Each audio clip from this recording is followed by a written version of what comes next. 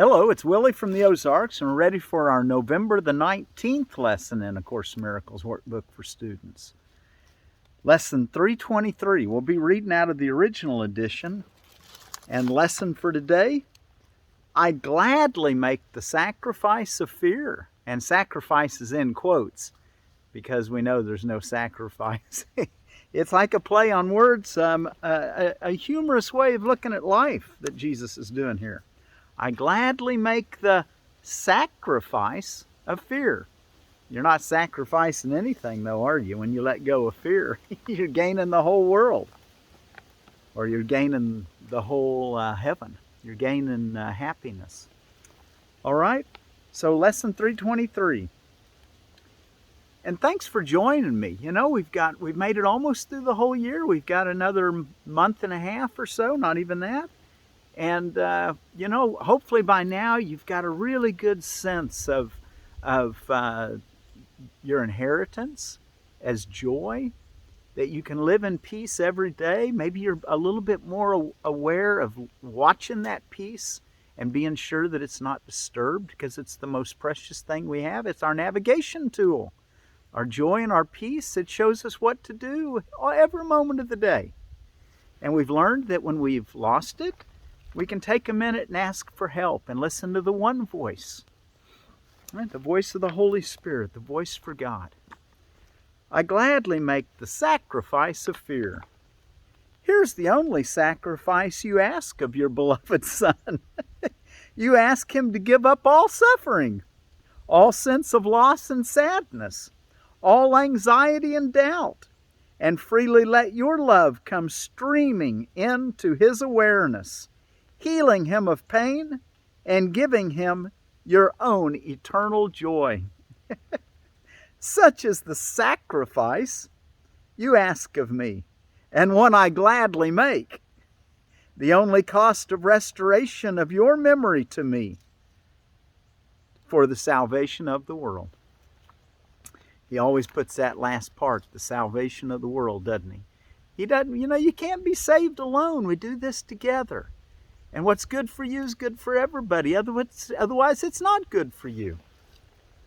As we pay the debt we owe to truth, a debt which merely is the letting go of self-deceptions and of images we worshipped falsely, truth returns to us in wholeness and in joy. We are deceived no longer. Love has now returned to our awareness, and we are at peace again. For fear has gone, and only love remains. I gladly make the sacrifice of fear. All right, let us take a look now at our text reading. We're ready for section 5 under chapter 9, the correction of error. Chapter 5 being the awareness of the Holy Spirit. And remember, yesterday we ended with the simplest of all lessons. Remember what it was? By their fruits ye shall know them, and they shall know themselves. Okay, as you're turning there, if you would, I brought my broccoli back out here. And you know, I was going to mention to you, when you eat broccoli, have some raw and have some steamed or stir-fried, however you like. If you do frying, you better to saute it in water and maybe a tiny, tiny bit of oil if you need that to keep your pan from sticking. But, you know, there's some ceramic pans now that don't take any oil at all. And I encourage you to use those. I found that even with a cast iron skillet, do you know I can cook 6 pancakes with the oil that's in 1/2 of one pecan. I just put it under a stick that's been cut off straight, squish down on that hot skillet, and rub that pecan around there until I got it all oiled lightly. Take that, it's stuck to the stick. Take it out of there and cook your pancake or two, and then do it again. Do that, and you can usually cook, it depends on your skillet, and all the details, but I usually cook about 6 pancakes that way. Not that I eat very many pancakes, but kids like them, and I like to make them as healthy as I can, and not using much oil is what I'm trying to suggest that you consider. And then so that I'm eating a whole food when I'm finished with my pancakes, I take that pulp that's left over, the crumbs from the pecan, and that tastes delicious. And I eat it too, getting all my fibers in her. Okay, the awareness of the Holy Spirit. Before we read, hey, I brought this back out. I wanted to tell you just a minute about the sprouts too. This is the same one I'm sprouting from yesterday. Of course, it hadn't started sprouting yet. Rinse it twice a day and invert it. They say invert it in a bowl so that it's kind of at a 45. See how the water's kind of dripping out of it? And then do that for, and usually within about 5 days they'll sprout. And we'll just kind of watch these and see how long they really take. And then once they sprout, put them in the refrigerator. A few different types of broccolis that that I'm thinking about. Let me just read one of them to you today. Goliath broccoli, 75-day broccoli. I'm reading this out of the Baker's Creek catalog. This variety lives up to its name. It can grow to be massive in good conditions. High quality heads with tight curds are great for marketing.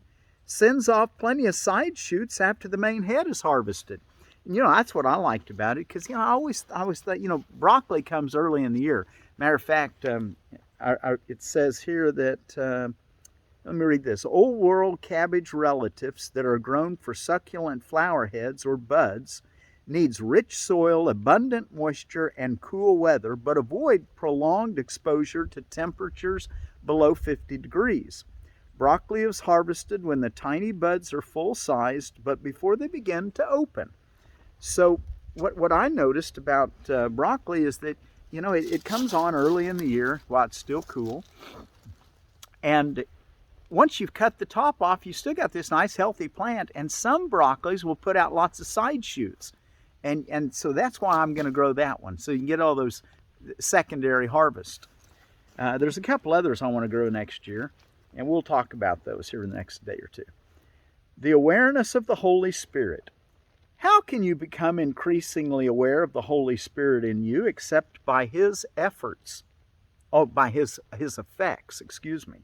How can you become increasingly aware of the Holy Spirit in you except by His effects?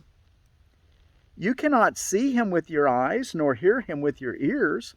How then can you perceive Him at all? If you inspire joy, and others react to you with joy, even though you are not experiencing joy yourself, there must be something in you that is capable of producing it. Let's read that one again. So he's answering the question, how do you know the Holy Spirit? How do you perceive Him at all? If you inspire joy and others react to you with joy, even though you are not experiencing joy yourself, there must be something in you that is capable of producing it. If it is in you and can produce joy, and if you see that it does produce joy in others, you must be dissociating it in yourself. Okay, 32. It seems to you that the Holy Spirit does not produce joy consistently in you only because you do not consistently arouse joy in others. Their reactions to you are your evaluations of His consistency. Their reactions to you are your evaluations of His consistency. When you are inconsistent, you will not always give rise to joy, and so you will not always recognize His consistency. What you offer to your brother, you offer to him because he cannot go beyond your offering in His giving. The Holy Spirit cannot go beyond your offering in His giving. See, that's why we need to offer joy, because we want to receive joy. When you are inconsistent, you will not always give rise to joy, and so you will not always recognize His consistency. What you offer to your brother, you offer to him, because he cannot go beyond your offering in his giving. This is not because he limits his giving, but simply because you have limited your receiving. The will to receive is the will to accept. 33. If your brothers are part of you, will you accept them? Only they can teach you what you are, and your learning is the result of what you taught them. Let's read that again. Make sure you got that. If your brothers are part of you, will you accept them? Only they can teach you what you are, and your learning is the result of what you taught them. What you call upon in them, you call upon in yourself. And as you call upon it in them, it becomes real to you.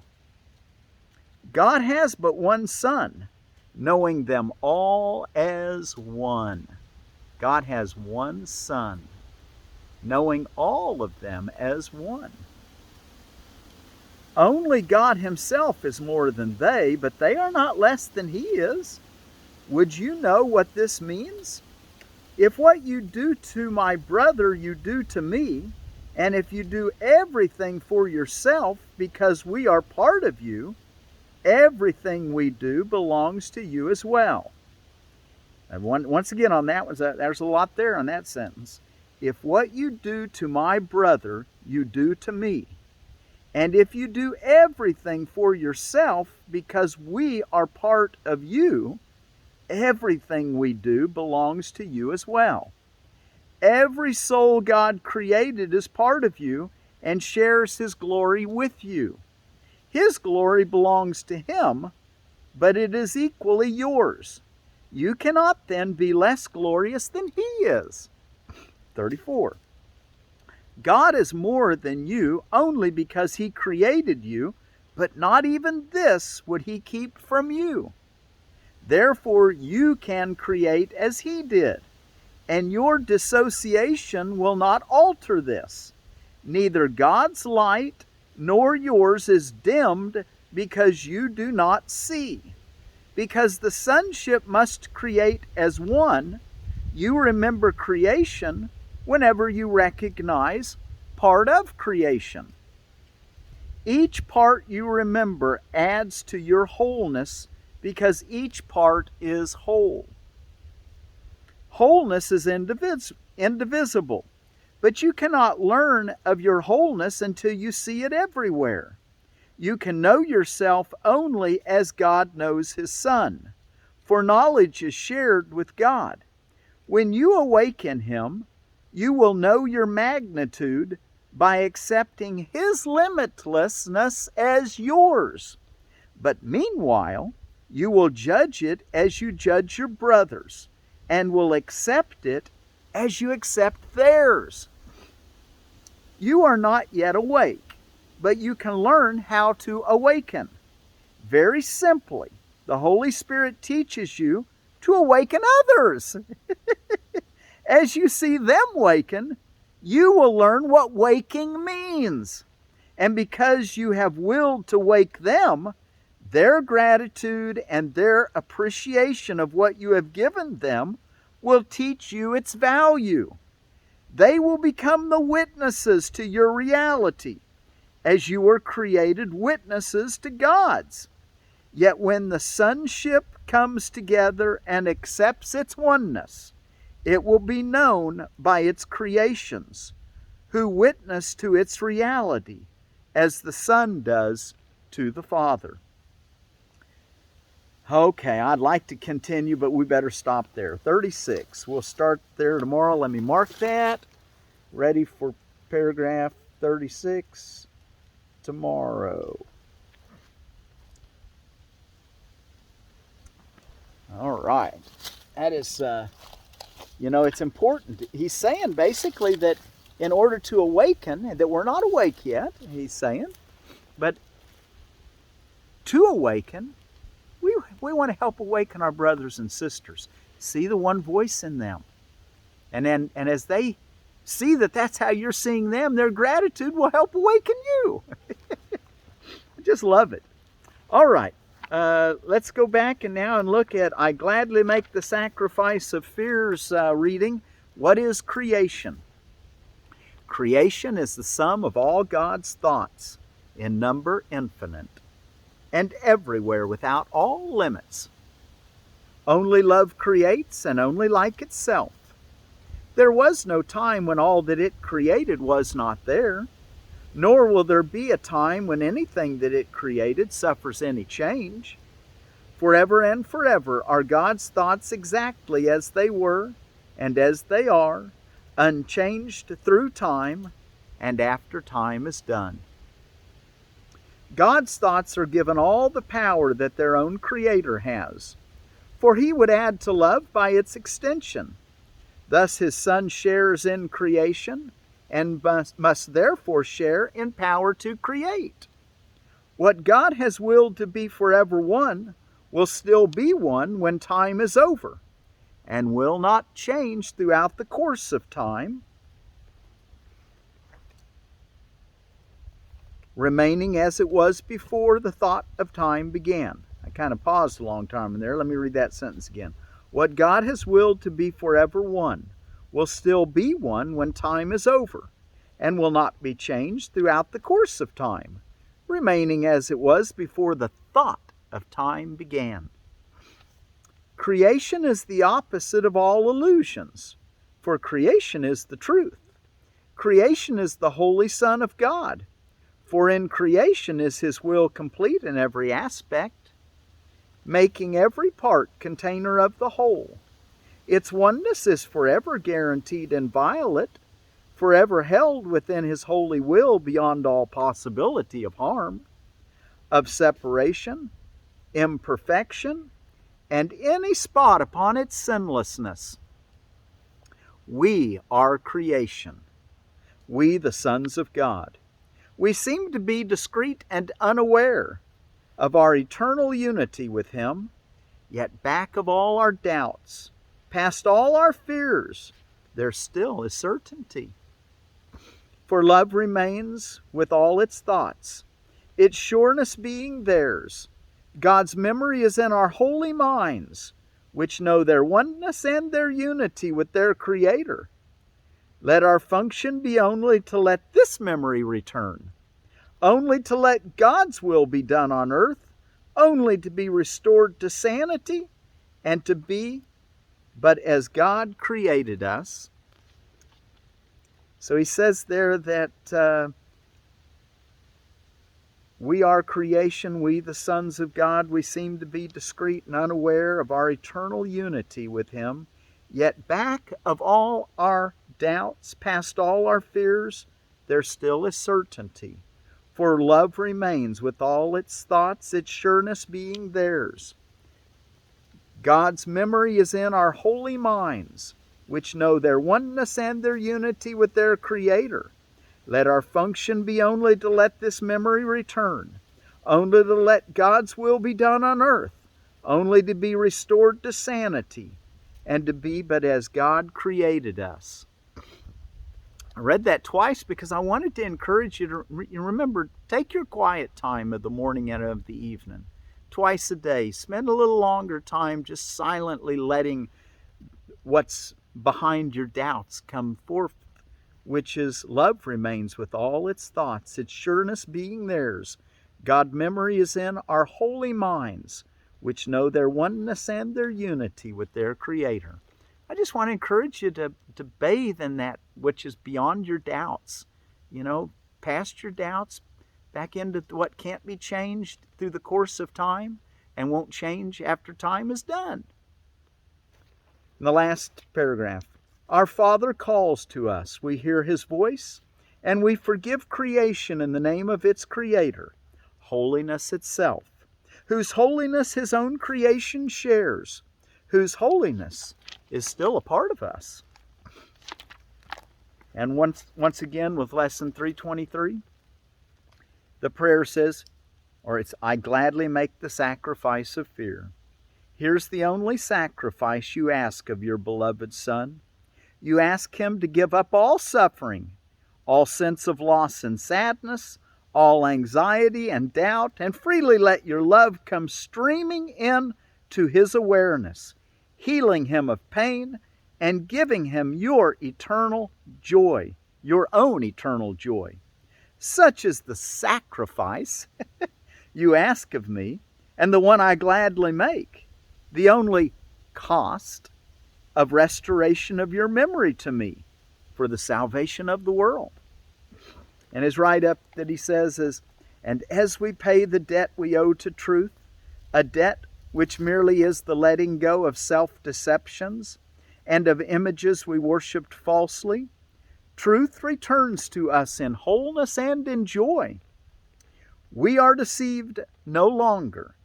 Love has now returned to our awareness, and we are at peace again, for fear has gone, and only love remains.